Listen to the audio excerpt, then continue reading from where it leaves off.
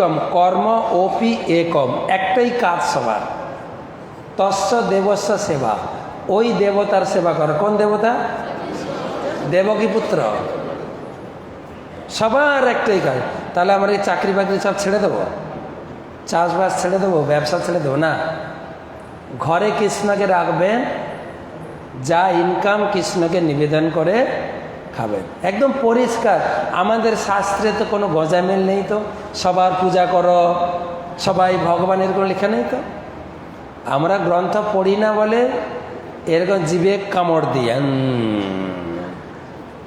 কিন্তু শাস্ত্র পড়ুন না, শাস্ত্র তো পরিষ্কার লেখা। তো একটাই শাস্ত্র পড়ব। প্রভুপাদও বলেছেন,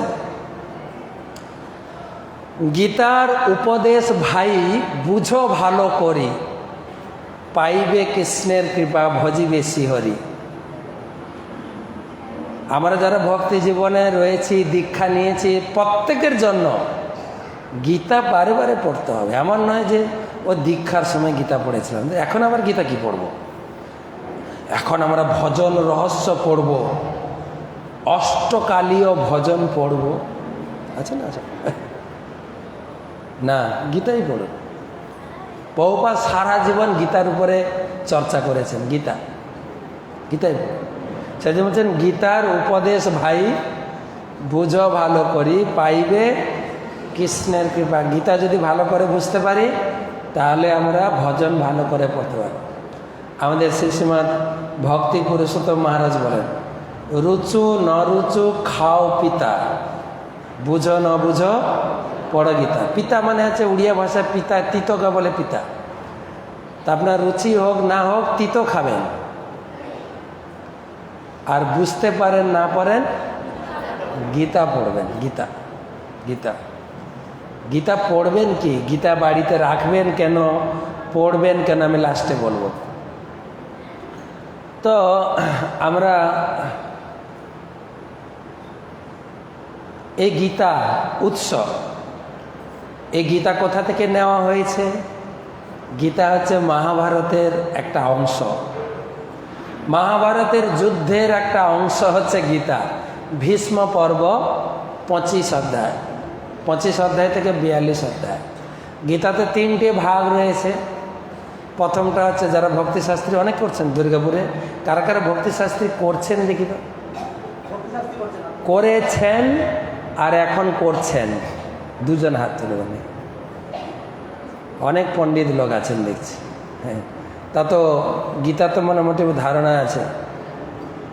গীতার 3টি সেকশন, কেউ বলতে হবে? প্রথমটা, দ্বিতীয়টা, তৃতীয়টা। মাতাজি, কর্মশটক, শটক মানে 6। প্রথম 6টা হচ্ছে কর্মের বর্ণনা, কর্ম। যদিও একটা অধ্যায়ের নাম কর্মযোগ, তৃতীয় অধ্যায়ের নাম, কিন্তু পুরো 6টা অধ্যায় কর্মের বর্ণনা। কর্ম খুব জটিল কিন্তু, আর এই বিষয়ে আমরা আলোচনাও করি না। মোটামুটি পড়াশোনা করলাম, চাকরি পেয়ে গেলাম, বিয়ে করলাম, সংসার করলাম, যে যার ডিউটি করছে, কিন্তু কর্ম কি, কোন কর্ম করা উচিত, কোন কর্মের কি রেজাল্ট, এগুলো তো আমরা বিশ্বাস করি। তো বৈজ্ঞানিকরা বিশ্বাস করেছে। আছে না আপনাদের নিউটনের 3rd ল, কি যেন, নিউটনের 3য় সূত্র না? দুর্গাপুরে এটা নেই মনে হয়। নিউটনের 3য় সূত্র, হ্যাঁ জোরে, সবাই একটু কিছু একটা বলছে। হ্যাঁ, প্রত্যেক কর্মের সমান এবং বিপরীত প্রতিক্রিয়া, ইংরেজিতে বলে every action has an equal and opposite reaction. প্রত্যেক কর্মের সমান এবং বিপরীত। সমান, আমি একটা মুরগি মারলে কিন্তু ও আমাকে মারবে, সমান। আমি যটা মাছ মেরে খেয়েছি ততটা মাছ আমাকে মারবে, সমান। এটা শাস্ত্র বলছে না, কিন্তু কারা বলছে? বৈজ্ঞানিক। আপনারা বৈজ্ঞানিককে বিশ্বাস করেন বেশি। বৈজ্ঞানিক বলছে কি, সমান এবং বিপরীত প্রতিক্রিয়া। তো ভালো কর্মের ভালো ফল, খারাপ কর্মের খারাপ ফল। আমাদের হিন্দিতে বলে জৈসে করনি আইসে ফল, যা করবেন তার ফল পাবেন। তো সেই জন্য কর্মের জটিলতা 6টা অধ্যায়ে। দ্বিতীয় শতক হচ্ছে ভক্তি শতক। ভক্তি কিভাবে করব, কাকে ভক্তি করব, কেন ভক্তি করব, ভক্তি করছি যে তার লক্ষণ কি, ভক্তি করলে আমি কি পাবো। লোকে তো বলে না হরে কৃষ্ণ করলে কি লাভ। বলছে রোববার তোমরা দুর্গাপুর মন্দিরে ছোটো কেন, একদিন ছুটি পাও, ঘরে রেস্ট নিতে পারো না, লোকে বলে না। হ্যাঁ, কি পাওটা কি? রবিবার হলেই মন্দিরে ছুটো, পাওটা কি? একজন ভক্ত বলছে পাই না গো, পকেট থেকে যায়। বলছে মানে প্রণাম করতে গেলে ভগবান বাক্স নিয়ে বসে আছে, প্রণামী দাও, প্রণাম করলে যে প্রণামী দাও, পকেট থেকে টাকা বের করে দিতে হয়। কিচেনে খেতে গেলে কুপন কাটতে হয়। আর বাচ্চারা তো ঘ্যানর ঘ্যানর ধরে, সে কেঁচো ভাজা খাবো, নাড়ি ভাজা, সরি চাউমিন খাবো, ম্যাকারনি খাবো, খেতেই থাকে। খরচা পকেটে ঢোকে না, পকেট থেকে বেরোয়। যাও কেন মন্দিরে? লোকে প্রশ্ন, কি পাও? হরে কৃষ্ণ করলে কি পেট ভরে? লোকে বলে না ধর্ম করলে পেট ভরবে না, হাতে কাজ করতে হবে, লোকে বলে না। তো ধর্ম করলে বা ভক্তি করলে কি পাবো? তো মন্দিরে যাবেন, প্রণাম করবেন, প্রণামী ঢুকাবেন, শুধু ঢুকাতেই থাকবেন। ভগবান বলছেন যেরকম LIC আছে না, LIC একতরফা আপনি টাকা দেবেন, আপনাকে কিছু দেবে না, কিন্তু কয়েকটা কাগজ দেবে সই করে। টাকা পাবেন কবে? LIC লোক আছে না, হাসছেন, সর্বনাশ। তো কখন টাকা পাবেন? ম্যাচুরিটি হলে, ম্যাচিওর হলে টাকা পাবেন, তাই না? 5 বছর 10 বছর, ম্যাক্সিমাম 25 বছর আছে, পাবেন। তো 25 বছর আন্দাজে টাকা ঢোকাবেন। আর এখন তো LIC আর পোস্ট অফিসের প্রচুর অ্যাডভার্টাইজ, পেপার খুলবেন মানে LIC পোস্ট অফিস, 10 টাকা রাখবেন 14 লাখ টাকা পাবেন। প্রতিদিন আমি দেখি কিছু না কিছু। আপনার মেয়ে হয়েছে, 1 টাকা রাখুন, 22 বছরে 22 লাখ টাকা। LIC পোস্ট অফিসের অ্যাডভার্টাইজ। তো টাকা ঢোকাতেই থাকবে। সেরকম প্রণামী বক্সে টাকা ঢুকিয়ে যান যত পারেন। মানি পাস খুলবেন, বড় বড় নোট ঢোকাবেন, হ্যাঁ, ছোট ছোট না, বড়। যত বড় ঢোকাবেন তত বড় ম্যাচুরিটি। কবে ম্যাচুরিটি দেবেন? ভগবান গীতায় বলছেন তক্তা দেহম পুনর্জন্ম নৈতি মামেতি সহর্জন। তোমার মৃত্যুর পর একটা বড় চাকরি দেবো আমার ধামে, নিত্য জীবন লাভ করবে। আমি বলছি না, কিন্তু আমি LICর এজেন্টও না। তো ভগবান বলছেন, তো ভক্তি করলে কি ফল?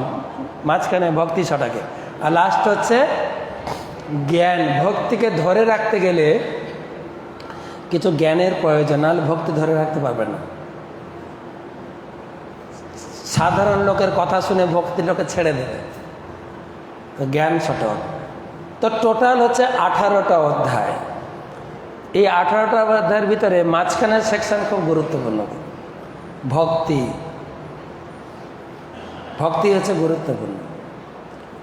আর ভক্তি ছটাকে 6টা অধ্যায়, তার ভিতরে নবম অধ্যায় শ্রেষ্ঠ। নবম অধ্যায়ের ভিতরে 34টা শ্লোক আছে, 34 নম্বর শ্লোক। সমগ্র ভগবদ গীতার মধ্যে একদম চূড়ান্ত শ্লোক। ভক্তিশাস্ত্র স্টুডেন্টরা তো বলতে পারবেন শ্লোকটা নিশ্চয়ই, তাই না? কি শ্লোক যেন? মনমনা ভাব মদ্ভক্ত মজ্জাজি মাম নমস্কুরু আত্মানং পরায়ণ। এই শ্লোকটা ভগবান 2 বার বলেছেন। কিছু কিছু শ্লোক ভগবান 2 বার বলেছেন, যেগুলো গুরুত্বপূর্ণ।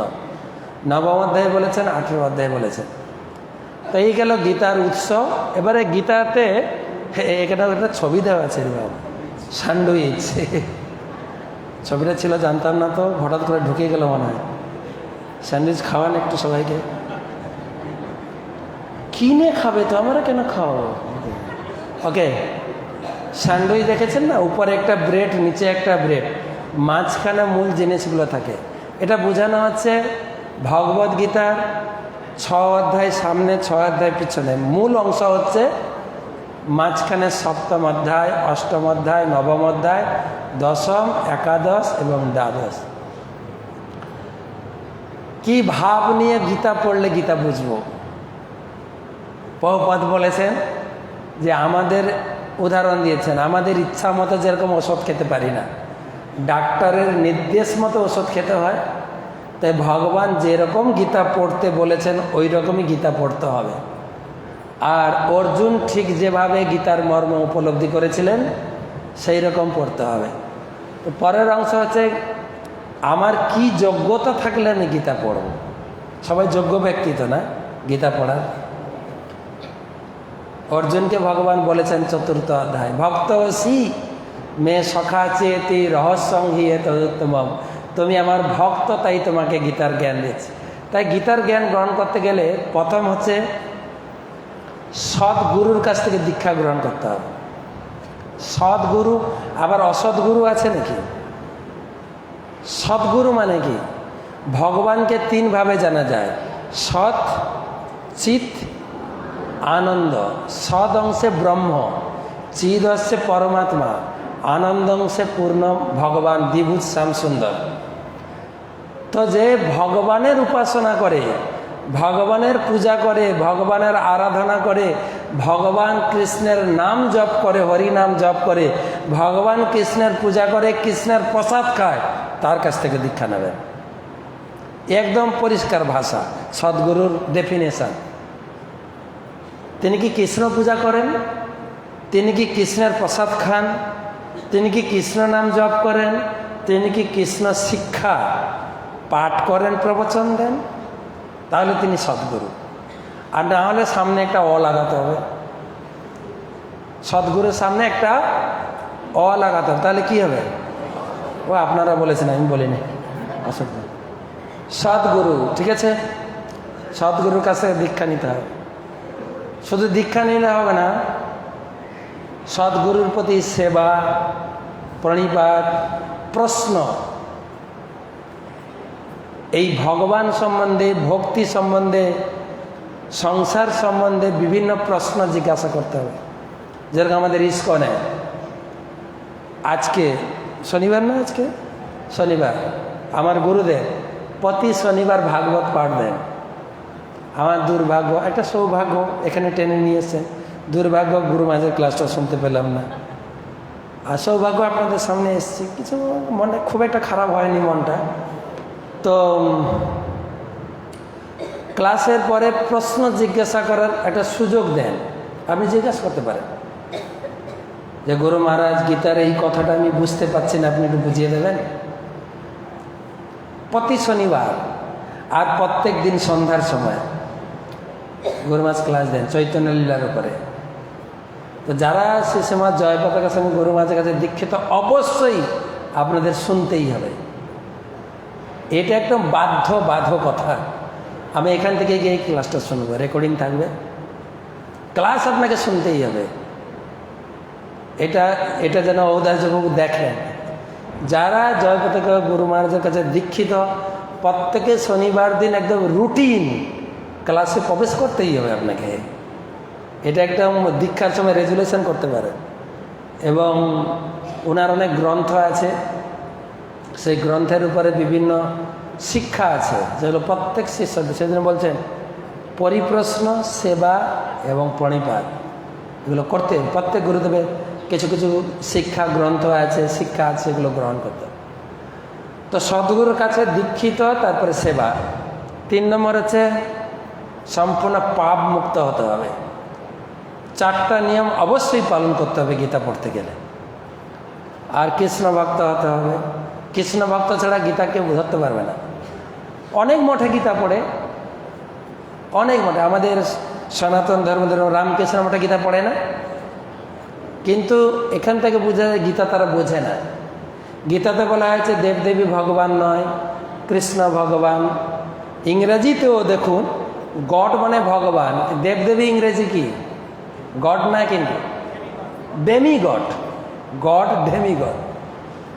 তো সুতরাং তারা তো সবারই পুজো করে, আমরাও পুজো করি, আমরাও দেবদেবীর পুজো করি, আরাধনা করি, শিব ঠাকুরের পূজা করি, বিশ্বকর্মা পূজা, সরস্বতী পূজা করছি। কিন্তু আমরা দেবদেবীকে ভগবানের খুব নিকট, ভগবানের প্রতিনিধি, ভগবানের সেবক সেবিকা হিসাবে আমরা পুজো করি। শিব ঠাকুর বৈষ্ণবা নাম যথাসম্ভব শ্রেষ্ঠ বৈষ্ণব হিসাবে আমরা পুজো করি। শিব হচ্ছেন মহাজন, কিন্তু শিবকে আমরা ভগবান বলে পুজো করি না। এই হচ্ছে শিক্ষা। তা সুতরাং কৃষ্ণ ভক্ত হতে হবে। আমরা সেই জন্য গীতা কোর্স যখন ডাকযোগে গীতা কোর্স করাই, জানি না আপনারা করেছেন কিনা, ডাকযোগে বাড়িতে বসে গীতার উপরে কোর্স করুন। সব এখন কোর্স চলছে না, course, medical course, engineering course, beauty parlour course. তো আমরাও গীতাকে কোর্স আকারে নিয়ে এসেছি। গীতা কোর্স, বাড়িতে বসে গীতার উপর পরীক্ষা দিয়ে অনেক জ্ঞান লাভ করুন। আর গীতার জ্ঞান কেবলমাত্র পারমার্থিক জ্ঞান নয়, গীতাতে আপনি পাবেন পারমার্থিক জ্ঞান। পারমার্থিক কথাটা বোঝেন তো? আপনারা আপনাদের ছেলে মেয়েকে যা পড়াচ্ছেন বা আপনারা পড়েছেন, এটাকে বলে আর্থিক জ্ঞান। মানে এটার মাধ্যমে আপনি অর্থ ইনকাম করতে পারবেন, এটাকে বলে আর্থিক জ্ঞান। আর এই আর্থিক জ্ঞান এই শরীর যতদিন থাকবে ততদিন। আপনি না 10 টাকা নিয়ে যেতে পারবেন, না আপনি ঘর নিয়ে যেতে পারবেন না, এই শরীরের সঙ্গে এখানে থেকে যাবে সব। আর গীতার জ্ঞান হচ্ছে পরমার্থিক। পরমার্থিক, এই জীবনেও কাজে লাগবে, পরের জীবনেও কাজে লাগবে। সেই জন্য এই জ্ঞানের নাম হচ্ছে পারমার্থিক বা পরমার্থিক। বলে না অন্ন আর পরমান্ন, দুটো আলাদা তো নাকি? অন্ন সেটা পারমার্থিক জ্ঞান। গীতাতে পারমার্থিক জ্ঞান আছে। গীতাতে রয়েছে শরীর চর্চার জ্ঞান, গীতাতে রয়েছে খাওয়ার খাদ্যাভ্যাস, কি খাবেন, কখন খাবেন, কতটুকু খাবেন, গীতাতে রয়েছে। গীতাতে রয়েছে আচার আচরণ, গীতাতে রয়েছে নৈতিক শিক্ষা। ঘুম থেকে উঠে আপনি কি করবেন, প্রথমে ঘুম থেকে উঠে কাজ কি আপনার, গীতা বলছে। গীতায় বলছে যে দেব দ্বিজ গুরু প্রাজ্ঞ পূজনম শৌচ মার্জবম। ঘুম থেকে উঠে বাড়ির প্রথমে তোমার কাজ হবে ইষ্টদেব, ঈশ্বরকে প্রণাম করো। কেন? ঈশ্বরই তোমাকে এই জগতে বাঁচিয়ে রেখেছেন, ঈশ্বরই মৌলিক উপাদানগুলো দিচ্ছেন, যেগুলো তোমার চাকরির পয়সা দিয়ে চলে না। প্রথম হচ্ছে বায়ু, তারপর হচ্ছে ভূমি, জল, অগ্নি। ভগবান আছে না, ভগবান। ভ মানে যিনি ভূমি দিয়েছেন, গ মানে যিনি গগন দিয়েছেন, ব মানে যিনি বায়ু দিয়েছেন। এগুলো কোনো টাকা দিয়ে কেউ কিনে খায় না, বায়ু দিয়েছেন। আর তার সঙ্গে একটা আকার আছে, অ মানে আছে যিনি অগ্নি দিয়েছেন, অগ্নি। আর লাস্ট আর কি বাদ গেল? দন্ত ন, যিনি নীর, নীর যিনি জল দিয়েছেন। যদিও আমরা ভগবান মানি না বলে এখন জল কিনে খাওয়া শুরু হয়েছে। দিল্লিতে হাওয়া কিনে খাওয়া শুরু হয়েছে, সব কিনে খেতে হবে। যেরকম জলের বোতল নিয়ে ঘুরছেন না, কয়েকদিন পরে হাওয়ার ট্যাঙ্কি নিয়ে ঘুরতে হবে, হাওয়ার ট্যাঙ্কি। তো যেহেতু আমরা ভগবান বিশ্বাস করছি না, করতে হবে, কি করা যাবে। তাই প্রথমে ঘুম থেকে উঠে ইষ্টদেবকে প্রণাম, ভগবানকে প্রণাম করো। বিছানা থেকে উঠেই এমনকি নিয়ম আছে, খাট থেকে মাটিতে পা দেওয়ার আগে আগে মাথা ঠুকাতে হবে। প্রণাম মন্ত্র আছে, এতগুলো জানার দরকার নেই, মোটামুটি প্রণাম করো। প্রথমে ইষ্টদেব, দেব, দ্বিজ, দ্বিজ মানে ব্রাহ্মণকে প্রণাম করবেন। তারপরে হচ্ছে গুরু, গুরুদেব, দীক্ষা গুরু। আর বাড়িতে যত গুরুজন আছেন, আমার বাবা আছেন, মা আছেন, দাদা আছেন, দিদি আছেন, বৌদি আছেন, প্রণাম করুন। এই কালচার কি পারমার্থিক না পারিবারিক কালচার বলুন তো? বলুন, ঘুম থেকে উঠে আপনি আপনার গুরুজনকে প্রণাম করবেন, এটা কাজে লাগবে কি? আমরা স্কুলে শিখেছিলাম, সকালে উঠিয়া আমি মনে মনে বলি, সারাদিন আমি যেন ভালো হয়ে চলি। আদেশ করেন যাহা মোর গুরুজন, আমি যেন সেই কাজ করি। ভালো মানে এটাকে একটু এডিট করতে হবে, আমি যেন সেই কাজ করি ঝগড়া মানে এটা লাগাতে হবে। কেন এখন সবাই মুখের উপরে কথা বলে, গুরুজন মানে না, মুখের উপরে তর্ক করে। কেন কেন করতে হবে আমাকে? কেননা এই তর্ক শিখিয়েছে আমাদের স্কুলে শিখিয়েছে। বৈদিক শাস্ত্র বলছেন তারা গুরুজন, কিন্তু স্কুলে আমরা শিখেছি কি জীবন বিজ্ঞানে আমাদের এই যে সিনিয়র লোকেরা, তাদের পরিচয় কি? তারা আগে ছিল বাঁদর। বাঁদর থেকে কি বলে বন মানুষ, শিম্পাঞ্জি, তার থেকে বাঁদর, বাঁদর থেকে মানুষ হয়েছে। পড়েছে না জীবন বিজ্ঞান? পড়াচ্ছে কিনা? ইভলিউশন থিওরি পড়াচ্ছে তো? না না না দুর্গাপুরে পড়াচ্ছে না? হ্যাঁ হ্যাঁ, বিবর্তনবাদে কি শেখাচ্ছে? তো এইসব বাঁদরদেরকে কি সম্মান করবো? হ্যাঁ, চুপ করো, আমি এখন যা পড়ছি এটাই ঠিক। হ্যাঁ, আমার মনে ওটা এডিট করতে হবে, আমি যেন সেই কাজ করি ঝগড়াটে মনে। হ্যাঁ, ওটা চেঞ্জ করতে হবে। এর পারিবারিক কল্পনা, পারিবারিক পরিকল্পনা কত সুন্দরভাবে। যদি আপনাকে আপনার ছেলে বা নাতি এসে প্রণাম করে, আপনার বুকটা ভরে যাবে না? তাকে জড়িয়ে ধরে আশীর্বাদ করবেন, এইভাবে হচ্ছে পারিবারিক পরিকল্পনা। এই গীতার শিক্ষা। এবং যৎ যৎ আচরতি, আপনি আচরণ করে শিক্ষা দেবেন, আচরণ করে। এই গীতার শিক্ষা। স্কুল কলেজে পড়ছে, তোরা নেশা করিস না, নেশা ভালো না। আবার স্কুল টিচার এসে, হয়তো অনেক স্কুল টিচার হয়তো এখানে আছেন, তারা আবার কমন রুমে গিয়ে 2 আঙ্গুলের সেবা করছেন, মানে সিগারেট খাচ্ছেন। যদি কোনো স্টুডেন্ট জিজ্ঞাসা, স্যার আপনি এখন লেকচার দিয়ে এলেন, হ্যাঁ চুপ, আমার উপর মুখের উপর কথা বলছিস, আমি যেটা বলছি শোন, আমি যেটা করছি দেখিস না।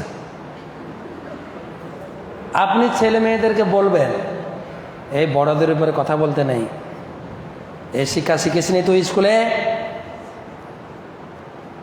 তখন ছেলে বা মেয়ে বলবে, মা তুমি যে বাবার উপরে তর্ক করো, খুব বেড়ে গেছিস না, চুপ। এরকম হয় না তো? ও শিখবে তো, কাকে দেখে শিখবে বলুন? এ গীতায় শেখাচ্ছে পারিবারিক পরিকল্পনা। তা গীতাকে এড়াবেন কি করে? কোন শিক্ষা আপনি নিতে চান গীতা থেকে? গীতা তো অনেক সময় হয়ে গেল না? কত সময় হয়েছে? গীতার বিষয়বস্তু, গীতাতে বিষয়বস্তুতে একটু ধারণা দিলাম। তো গীতা থেকে কি শিখব? গীতার বিষয়বস্তু, এটা শ্লোক লেখা আছে, দেখেন তো পড়ে, পড়তে পাচ্ছেন কিনা সামনে যারা আছে। সর্ব উপনিষদ গাব দগ্ধা গোপাল নন্দন পার্থ বৎস সুধীর ভক্তা দুগ্ধম গীতামৃতম মহম। গীতাকে কিভাবে তুলনা করেছেন দেখেন। সমস্ত বেদ পুরাণ উপনিষদ যা শাস্ত্র আছে তাকে গাভীর সঙ্গে তুলনা করুন। গাভী আমরা রাখি, অনেকের হয়তো বাড়িতে গাভী আছে। গাভী রাখি কেন? দুধ খাওয়ার জন্য। গাভী রাখলে যে দুধ আসবে এমন নয়, কিন্তু বাছুর লাগবে। বাছুর, বৎসের বাৎসল্যতে গাভীর বাঁটে দুধ আসে। তো বাছুর হচ্ছেন অর্জুন, দুইয়েছেন কে? গোপাল কৃষ্ণ। দুধটা কি? গীতার জ্ঞান। দুধটা হচ্ছে গীতার জ্ঞান। বোঝা গেল গীতাটা কত গুরুত্বপূর্ণ। সমস্ত বেদ পুরাণের নির্যাস জ্ঞান, গীতার জ্ঞান, দুধের মতো। কিন্তু দুধ তো সবাই খায় না। তো খায় কি সবাই? দুধ সবাই খান এখানে? না। দুধ খান কি? আবার দুধ আগেকার দিনে ছিল গাভীর রচনা, আমরা লিখেছি, শিখেছি। হ্যাঁ, গাভীর 4টি পা, 1টি লেজ, না 2টো লেজ, না 1টি লেজ হয়। অনেকদিন আগে পড়েছ তো। তারপর গাভী একটা উপকারী পশু। এখন বাচ্চাদের ওইটা নেই, কিন্তু আর লেখাই না এখন। কিন্তু গাভী বাড়িতে নেই তো, লিখবে কি? এখন লিখে কুকুর রচনা, কুকুর। ডগ সিভিলাইজেশন ইংরেজিতে বলে। হ্যাঁ, বাড়িতে একটা কুকুর থাকবে, ঘরে থাকবে। যদি ইস্কনের ভক্ত হয়ে যান, ওদের যুব বলে বাড়িতে কুকুর রাখা যাবে না, তখন একটা কুকুরের পুতুল কিনে নিয়ে আসে, গাড়িতে, টিভির উপরে কুকুর ছানা একটা থাকতেই হবে। হ্যাঁ কিনা? দেখবেন গাড়িতে বসে যাবেন, কুকুরের মাথা নাড়ছে। কুকুর ছাড়া আমরা থাকি না। প্রভুপাদ বিদেশে দাঁড়িয়ে তিনি লেকচার দিয়েছিলেন আমেরিকার ইউনিভার্সিটিতে, দাঁড়িয়ে বলছেন আমরা এখন ডগ সিভিলাইজেশন, কুকুর। কেন জানো না? আমরা হচ্ছে ভগবানের অংশ, আত্মা হচ্ছে পরমাত্মার অংশ। We are the part and parcel of god. আমরা যে ভগবানের অংশ। তো হাত শরীরের অংশ, এই হাতের কাজ হচ্ছে এই শরীরের অংশ, যেহেতু এই শরীরের সেবা করা, তাই তো? আপনার সামনে ভালো খাবার আসবে, খাবার তুলে অন্যের মুখে যাবে কি আমার মুখে আসবে বলুন? অটোমেটিক আমার মুখে আসবে, যেহেতু এই শরীরের অংশ। কেউ মারতে এলে হাত প্রথমে উঠে পড়বে আটকাতে, এই শরীরের সেবা করা। সেরকম আমরা ভগবানের অংশ, ভগবানের সেবা করা উচিত। যেহেতু আমরা ভগবানের সেবা করছি না, কি করতে হবে? গড সেবা করছে না, গডকে উল্টে দাও, ডগ সেবা করতেই হবে। তাই করছে ডগ সেবা, যেগুলো হয়তো সাধারণ লোকের এত সুবিধা পাওয়া যায় না।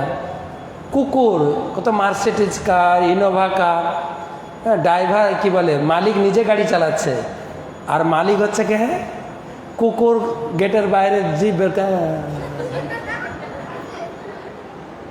গেটের বাইরে লেখা আছে বিওয়্যার অফ ডগ, লেখা আছে না? আমরা বাড়িতে সব কুকুররা আছি, দয়া করে আসবেন না। তো সেই জন্য এখন ডগস।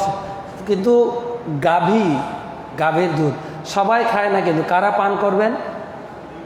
3 নম্বর লাইন, আমাদের চলছে না কেন? 3 নম্বর লাইন দেখেন, পার্থ বৎস সুধীর ভক্ত, মানে যারা বুদ্ধিমান, ধীমান, ভাগ্যবান, তারা গীতা পড়বে। সবাই গীতা পড়বে না। এই গীতা পড়ে পাস কি? তোরা কি পড়িস কি? সাধারণ লোক মনে করে এই মূর্খরা যারা এই হরে কৃষ্ণ করে ওরা পড়বে গীতা, কিন্তু শাস্ত্র আপনাদেরকে সম্মান দিয়েছেন। আপনারা সকলে ভাগ্যবান আর ভাগ্যবতী। হরি বল, জয়। কিন্তু হরি বল তো বললাম, যদি গীতা পড়ি তবে ভাগ্যবান ভাগ্যবতী। প্রতিদিন গীতা পড়বেন, প্রতিদিন। তো তারপরে হচ্ছে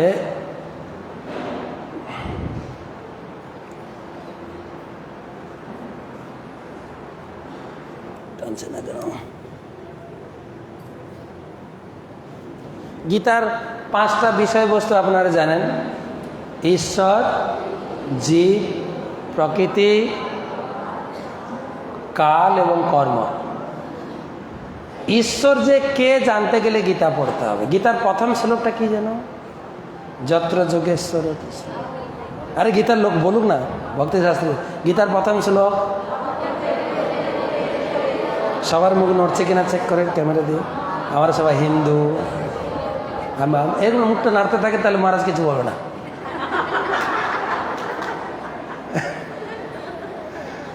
গীতা আমাদের গ্রন্থ, আমরা জানি। মুসলিমরা আমাদেরকে খেপায়, তোদের গীতা সম্বন্ধে তোরা কিছু জানিস না।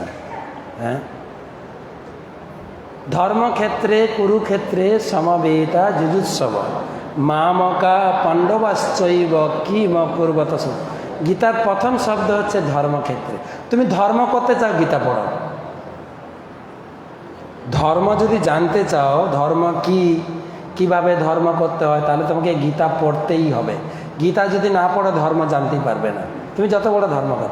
এবং বলা হয়েছে শাস্ত্রে, পুরাণে, শ্রুতি স্মৃতি পুরাণাদি পঞ্চরাত্রিং বিধিং বিনা ঐকান্তিকী হরির ভক্তি। তারপরে ওয়ার্ডটা উৎপাতাইব কল্পতে।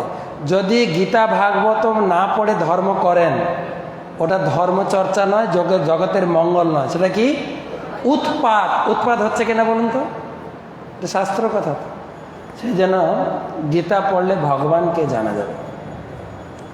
তো তারপরে আমি 18টা অধ্যায় সম্বন্ধে সংক্ষেপে একটু জ্ঞান দেব। সংক্ষেপে প্রথম অধ্যায়ের নাম হচ্ছে কর্মযোগ। প্রথম অধ্যায়ের নাম বিষাদ যোগ। টোটাল 18টা অধ্যায় আছে। প্রথম অধ্যায়ে ভগবান জ্ঞান দেননি, প্রথম অধ্যায়ে ভগবান উবাচ নেই। ভগবান জ্ঞান দেওয়া শুরু করেছেন দ্বিতীয় অধ্যায় থেকে।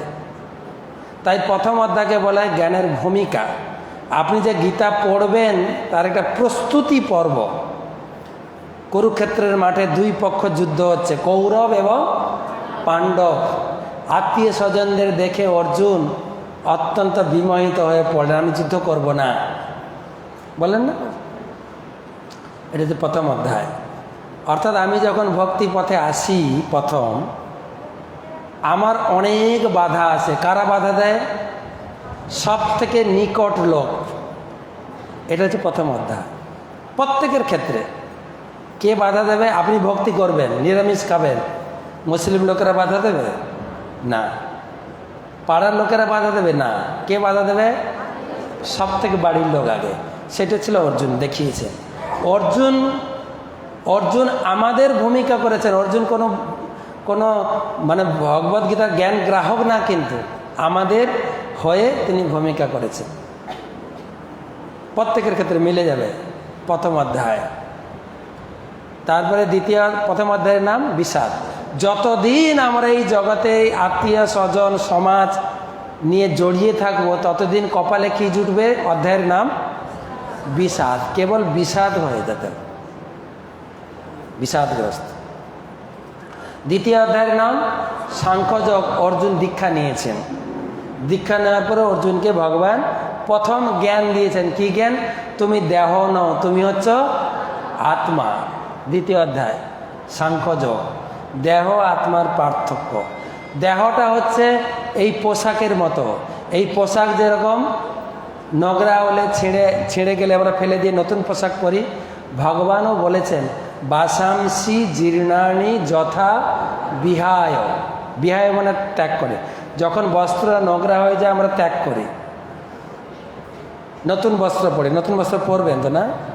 এই মহালয়া আসছে, দুর্গা পূজা আসছে, এবার পুজোয় চাই আমার বেনারসি ছাড়ি রে, নইলে যে তোর সঙ্গ ছেড়ে দেব গলায় তড়িয়ে। ঠিক আছে, ছোটোবেলায় আমি ঘরে যখন ছিলাম শুনতাম। হ্যাঁ, আমার ভালো কাপড় চোপড় চাই। তো নতুন কাপড় চোপড় পেলে আনন্দ হয় না দুঃখ হয়? জোরে বলবেন। দুঃখ করেন না কেন? আমার ওই আগের তাঁড়িটা বানো আমার আগের শাড়িটা ভালো ছিল, এটাকে আমি পরব না, বলে না? বলে কি কেউ? না। ঠিক ভগবান সেরকম বুঝিয়েছেন, এই শরীরটা একদিন বুড়ো হবে, অকেজো হবে, ফেলে দিয়ে তোমাকে নতুন শরীর দেওয়া হবে। তথা শরীরানি বিহায় জীর্ণান্ন ন্যানি সংজাতি নমানি দেহি। তাহলে সেক্ষেত্রেও তোমার দুঃখ করার কারণ নেই তো। তোমার বুড়ো শরীর, হ্যাঁ, কি বলে, মিশন হসপিটালে লড়াই করছে বাঁচার জন্য। ভগবান বলছে এটা ছেড়ে দাও না, তোমাকে একটা কচি শরীর দেবো, তুলে গালগুলো থাকবে, কচি শরীর দেবো। আপনি আনন্দ করবেন না দুঃখ করবেন? কে কিছু বলছে নাকি? ভগবান বলছেন, আমি বলছি না। ধীরস্তত্র না মহ্যতি। ধীর ব্যক্তি, জ্ঞানবান ব্যক্তি, তিনি দুঃখ করবেন না। আপনি করবেন কিনা সেটা আপনার ব্যাপার। গীতায় সে দ্বিতীয় অধ্যায়। তাহলে আমরা জানলাম আমরা দেহ নেই, আত্মা। আত্মার কাজ কি? তৃতীয় অধ্যায় কর্মশতক। আত্মার কাজ হচ্ছে পরমাত্মার সেবা করা। যজ্ঞার্থাৎ কর্মণত্র লোকয়ং কর্ম। কেবল ভগবানের সেবা করো। আবার সেবা করবে তো চতুর্থ অধ্যায়। তৃতীয় অধ্যায়ে আবার একটা জিনিস রয়েছে, কাম। কাজ করতে গিয়ে কাম আমাদের বাধা দেয়। কাম হচ্ছে জীবনের প্রধান শত্রু। গীতায় দুটো শত্রুর পরিচয় দিয়েছেন, কাম আর মন। তৃতীয়তে কামকে জয় করো। কামকে জয় করবে কি করে? চতুর্থ অধ্যায়ের নাম জ্ঞানযোগ। জ্ঞানযুক্ত হয়ে তুমি, এই জ্ঞান কোথা থেকে পাবে? সদ্গুরুর কাছ থেকে দীক্ষা হলে পাবে। জ্ঞানটা কি? ভগবানের জন্ম কর্ম হচ্ছে দিব্য, জন্ম কর্ম চমে দিব্য, এইটা হচ্ছে জ্ঞান। সেই জ্ঞান কি করে পাবে? গুরুদেবের কাছে যেতে হবে। জ্ঞান লাভ করলে কি ফল? চতুর্থ অধ্যায়ে বিস্তারিত রয়েছে। এবারে আপনি জ্ঞান গ্রহণ করেছেন, তার কি করে বুঝবেন? পঞ্চম অধ্যায়ের নাম কর্ম সন্ন্যাস যোগ। আপনি যদি প্রকৃত গীতার জ্ঞান গ্রহণ করে থাকেন, যেরকম উদাহরণ পদ্মপত্র ইমাম বসা, পদ্মপাতা জলে থাকলেও জল পদ্মপাতাকে ভেজাতে পারে না। তাই সংসারে যদি আপনি গীতার জ্ঞান গ্রহণ করেন, সংসারের সুখ দুঃখ আপনাকে স্পর্শ করবে না, আপনি আনন্দে থাকবেন। পঞ্চম অধ্যায়। ষষ্ঠ অধ্যায়ের নাম হচ্ছে অভ্যাস যোগ। ষষ্ঠ অধ্যায়ে মন সংযমের কথা বলা হয়েছে। এই গেল 6 শতক। এবার সপ্তম অধ্যায়ের নাম বিজ্ঞান যোগ। বিজ্ঞান ভিত্তিকভাবে ভগবান বুঝিয়েছেন আমাকে তোমার পূজা করতেই হবে। আমি তোমাকে এই জগতে জন্ম দিয়েছি, আমি তোমাকে আলো বাতাস ভূমি দিয়েছি, আমি তোমাকে বাঁচিয়ে রেখেছি। এবারে ভক্তি করছেন, তার ফল কি? অষ্টম অধ্যায়। অষ্টম অধ্যায় নাম হচ্ছে অক্ষর ব্রহ্মযোগ। মৃত্যুর সময় ভগবানকে ডেকে আপনি ভগবত ধামে চলে যেতে পারবেন। এবারে মৃত্যুর পরে না হয় ভগবত ধামে যাবো, কিন্তু এখন ভক্তি করছে কি পাবো বলুন?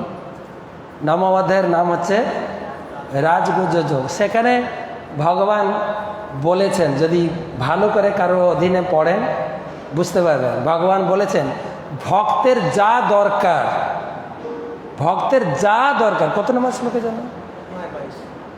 অনন্য চিন্তয়ন্ত মাং 9-22, যে জনা পর্যুপাস হতে, যা দরকার আপনার আমি মাথায় বয়ে নিয়ে তার বাড়িতে হাজির হব। শুধু তাই না, যা আছে সব আমি সংরক্ষণ, প্রোটেকশন দেব। দেবদেবীরা দিলেও প্রোটেকশন করতে পারেন না, কিন্তু ভগবান বলছেন আমরা। তারপরে ভক্তকে আমি ক্রেডিট দিই। যুদ্ধ করলেন কৃষ্ণ, ক্রেডিট পেল কে? অর্জুন। ভক্তকে আমি বুদ্ধি দিই, ভক্তকে আমি পক্ষপাতিত্ব করি। জানেন তো এটা পক্ষপাতিত্ব? হ্যাঁ, ভোটে শুধু জানাবেন আর ছাপ্পা মারবেন কৃষ্ণ। কুরুক্ষেত্রের মাঠে দেখেন যুদ্ধ করেছেন কৌরবরা, পঞ্চপাণ্ডবরা যুদ্ধই করেন, মোটেই যুদ্ধ করেন। প্রথমে তো যুদ্ধ করতে চাইছিলেন না, দাঁড়িয়ে 18 অধ্যায় গীতা শোনালেন। তারপরে অর্জুন একটু মাথা নাড়লেন, করিসে বচন তব, অনেক ঘুরিয়ে ঘুরিয়ে বলেছেন। যুদ্ধ স্টার্ট, যুদ্ধ করে না। ভগবান বললো ভালো ভারী মুশকিল তো, এদেরকে নিয়ে চলবো কি করে। তখন পাণ্ডবদের পক্ষে 2টো উইকেট ফেলেছেন। একটা উইকেট হচ্ছে ঘটোৎকচ, ঘটোৎকচকে মেরেছে, আর দ্বিতীয় উইকেট অভিমন্যু।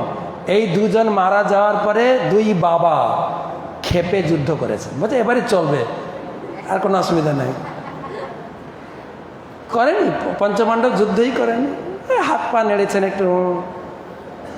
যুদ্ধ করেছেন দ্রোণাচার্য, যুদ্ধ করেছেন ভীষ্মদেব, যুদ্ধ করেছেন দুর্যোধন, দ্রোণাচার্য, কৃপাচার্য, কর্ণ। এই যে নামগুলো আমি বললাম না, বলুন তো পঞ্চপাণ্ডবরা তাদেরকে হারিয়েছে? প্রমাণ দেখান। মোটেই না। হারিয়েছেন, ভীষ্মদেবকে হারিয়েছেন অর্জুন, দ্রোণাচার্যকে হারিয়েছেন। এটা উল্টাপাল্টা কথা বলে দিল, ব্যাস শেষ। এসব ছাপ্পা মেরে জিতেছে পঞ্চপাণ্ডব। আর এবারে আপনিও দাঁড়ালে ছাপ্পা পাবেন, আপনিও যদি ভগবানের দিকে থাকেন আপনিও ক্রেডিট পাবেন। তো সেইভাবে ভগবান নবম অধ্যায়ে বলেছেন আমি সাপোর্ট করি। খোলাখুলি বলেছেন এরকম স্টেজে দাঁড়িয়ে, সময়ম সর্বভূত, আমার কাছে কেউ ছোট বড় নেই, সবাই আমার কাছে সমান। সঙ্গে সঙ্গে কথা ঘুরিয়েছেন, দেখবেন 28 নম্বর শ্লোকে। কিন্তু যে ভজন্তি তু মাং ভত, তাকে একটু মইতে এসু চ অপি অয়ম, আমি তাকে একটু সাপোর্ট করি। ভগবান বলেছেন খোলাখুলি। 10ম অধ্যায়ে ভগবান তার বিভূতির কথা বলেছেন, 11 অধ্যায়ে ভগবান তার বিভূতি দেখিয়েছেন, আর 12 অধ্যায়ে ভগবান ভক্তিযোগের সারাংশ করেছেন। তুমি যদি ভক্তি করো যেহেতু সর্বাণী কর্মাণী ময়ি সংন্যস্য মৎপরা অনন্য নৈব যোগেন মাং ধ্যায়ন্ত। তুমি প্রতিদিন আমার ধ্যান উপাসনা করো, অনন্য, কেবল আমার পূজা করবে, আমার মন্ত্র জপ করবে, অন্য কিছু করবে না। তাহলে তোমাকে আমি তেসাম সম্মূর্ধ, তাহলে তোমাকে আমি সংসার থেকে উদ্ধার করব। 12 অধ্যায়, খুব সুন্দর কথা বলেছে। 13 অধ্যায় প্রকৃতি পুরুষ বিবেক 6টা তত্ত্ব বলেছেন। 14 অধ্যায় গুণত্র 3টা গুণের কথা বলেছেন। 15 অধ্যায় পুরুষোত্তম যোগ, কি বলে, একটা সংসার বৃক্ষ, এই সংসারে কেবল দুঃখই পাওয়া যাবে, কেননা এই সংসার বৃক্ষ হচ্ছে একটা প্রতিবিম্ব। পুকুর পাড়ে দেখবেন একটা ধরো আম গাছ আছে, আম ধরেছে, পুকুরে তাকাবেন আম ফলগুলো নিচের দিকে, ডালপালা সব নিচের দিকে, মূলটা উপরের দিকে। যদি আপনি জলে ঝাঁপ দেন আম পাবেন কি? আম পেতে গেলে কি করতে হবে? গাছে উঠতে হবে। ভগবান বুঝিয়েছেন এই জগতে তুমি যতই হাতড়াও না কেন, বাড়ি বানিয়ে বাড়ির উপরে লিখে দাও সুখের আলয়, কোনো কিছুতে সুখ পাওয়া যাবে না, কেবল দুঃখই দুঃখই দুঃখ। সুখ পেতে গেলে প্রভুপাদ সারা বিশ্বে একটা মন্ত্র শিখিয়েছেন, চ্যান্ট অ্যান্ড বি হ্যাপি, হরিনাম করো আর সুখে দাও। উপর দিকে তাকাতে হবে, তোমার উপরে যেতে হবে। তো 16 অধ্যায়ের নাম দৈবাসুর সম্পদ বিভাগ যোগ, দৈবগুণ অসুর গুণ। আমি অসুর না, আমি ভক্ত। আপনি শুধু আয়নাটা নিয়ে নিজের দিকে তাকাবেন। মাত্র 24টা শ্লোক আছে, খুব সুন্দরভাবে বুঝিয়েছে। আমরা প্রত্যেকে অসুর, দৈবগুণ হওয়ার চেষ্টা করছি। তারপরে 17 অধ্যায় হচ্ছে শ্রদ্ধাত্রয়, আর 18 অধ্যায় আছে মোক্ষযোগ। এর ভেতরে অর্জুনের 16টি প্রশ্ন আছে। আমাদের অর্জুন 16টি প্রশ্ন করেছেন। এবারে আসি লাস্ট কথা, গীতা পড়লে কি লাভ হয়? পড়ার কথা তো দূরের কথা, ঘরে রাখলে কি লাভ? এই জ্ঞান লাভ করলে কি হবে? গীতার আশ্রয়, প্রথমে গীতাকে আশ্রয় করে দেন, গীতাকে নিয়ে থাকুন আপনি। বলছেন সংসার সাগরম ঘোরম তক্তম ইচ্ছামি মেনরম, গীতা নাবম সমাসাধ্য জাতিপথে সুখের। গীতাকে আশ্রয় করো, তুমি সুখেই এই সংসার সমুদ্র পার হতে পারবে। ভগবান বলছেন আমি গীতাকে আশ্রয় করে থাকি। গীতা গৃহে রাখলে কি ফল? গীতায়াম পুস্তকম যত্র নিত্য পাঠস্থ বর্ততে তত্র সর্বাণী তীর্থানি পাগাতানি বোতলে। যার বাড়িতে গীতা থাকে, গীতা আছে তো সবার বাড়িতে আছে তো? না না নেই কার বাড়িতে হাত, লজ্জায় কি জন্য না হাত তুলে কি বলে ফেলবো আবার, হাত তুলেন না, নেই তো নেই, ঠিক আছে। অনেকের বাড়িতে গীতা নেই বলা যাবে এখন, কারণ আমরা গীতা জয়ন্তীর সময়, গীতা ম্যারাথনের সময় জোর জোর করে গীতা দিই লোকের বাড়িতে। গীতা থাকে না বাড়িতে? বলছে গীতায়া পুস্তক, যেখানে গীতা থাকে সেখানে প্রয়াগ পুষ্কর সমস্ত তীর্থ তার বাড়িতে থাকে। হরি বল। গীতা যেখানে থাকে, গোপাল কৃষ্ণ অপি নারদ তো পার্শ্বদেই সহ যায়তে শীঘ্র যত্র গীতা প্রবর্তন। যেখানে গীতা থাকে সেই বাড়িতে নারদ ধ্রুব সমস্ত ভক্তরা তার বাড়িতে থাকে, ভগবান কৃষ্ণ সহ। কে যদি গীতা পাঠ করে ডেলি, অদেশতে জ ইমম ধর্মম সংবাদম আবয় জ্ঞান যজ্ঞেন তেনাহ মিষ্টি স্বামীতি মেমতি। যে প্রতিদিন গীতা পাঠ করে আমাকে পূজা করার ফল পাবে। যে গীতা পাঠ করে, এখানে বলছেন দেবকী নন্দন কৃষ্ণ গীতা পাঠেনা তুষ্যতি যথা ন বেদই দানই যজ্ঞতীর্থ ব্রতা দেবী। আপনি যজ্ঞ করুন, তপস্যা করুন, ব্রত করুন, উপবাস করুন, যা ফল না পাবেন গীতা পড়লেই ফল পেয়ে যাবেন। গীতা ফলের সমান নয়। গীতা যদি শ্রবণ করেন তাহলে আপনি স্বর্গে যাবেন। গীতা পাঠঞ্চ শ্রবণম য করতি দিনে দিনে ক্রতব বেদিমেদস্য কীতাস্তন সদক্ষিণা। কে যদি গীতা পাঠ করে সে স্বর্গে যাবে। গীতা পড়লে ভগবত ধামে যাবে, গীতা পাঠ করলে একটু কম ফল, স্বর্গে যাবেন। গীতা গ্রন্থ কাউকে যদি দান করেন, এটা বড় দরকার আছে, তাই না? গীতা দান করবে, গীতা ভালো করে শুনবেন। গীতায়া পুস্তকম শুদ্ধম যো পর্বতেব সাদরাত বিধানাবা ভক্তি ভাবেন তস্য ভাজা প্রিয় ভাবেন যশ সৌভাগ্য আরোগ্যম লভতে নাত্র সংশয় দ্বৈতায়ন প্রিয় ভূতা পরম সুখম উৎসব। যে ব্যক্তি বিধিপূর্বক পবিত্র দিনে গীতা দান করেন তার বউ তাকে ভালোবাসবে খুব। হাসলেন কেন? আপনার বউ নেই তো?